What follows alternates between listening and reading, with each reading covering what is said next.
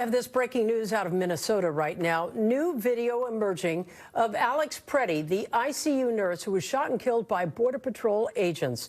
Good evening once again, everyone. I'm Colleen Williams. And I'm Kathy Vara in for Michael. Tonight, the video is from a week ago when immigration officers tackled Pretti. This as the two agents who shot him had been put on administrative leave. NBC4's Karma Dickerson has more on that new video from the newsroom now. Karma? Yes, as outrage grows and more questions are raised after the death of Alex Pretti, the Department of Homeland Security is now verifying that two agents who fired weapons in a shooting have been placed on administrative leave.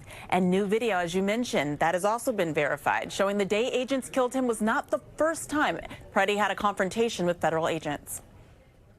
11 days before Alex Pretti was killed by immigration officers, he had another run-in with federal agents. This video shows the 37-year-old ICU nurse interacting with federal agents, kicking the back of an SUV. We don't know what led up to this January 13th incident. A family representative confirms this is Pretti, saying in a statement, "A week before Alex was gunned down in the street, despite posing no threat to anyone, he was violently assaulted by a group of ICE agents. Nothing that happened a full week before could have possibly justified Alex's killing at the hands of ICE on January 24th. That killing memorialized on the street in Minneapolis, where a sidewalk tribute to Pretti continues to grow and calls for accountability, not just for his death, but for President Trump's immigration crackdown overall, intensify. 2 Americans are dead. Words are not enough. It's time for action. Renee Good, also killed by a federal officer in Minneapolis earlier this month during the immigration enforcement surge in that city.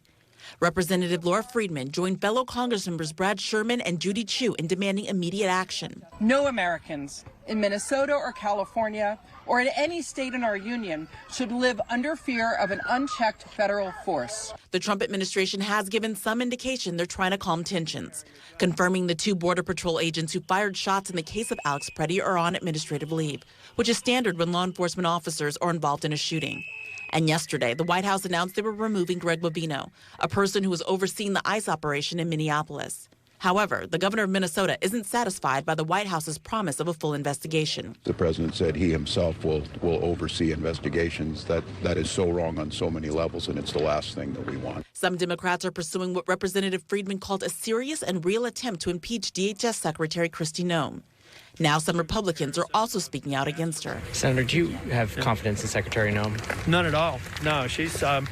I've tried to maintain confidence. Friedman is calling for reforms, including ending the ICE operation in Minnesota, prohibiting federal agents from wearing masks in communities, and requiring warrants for arrests. ICE should not get $1 more, not $1 more, until we have real reforms.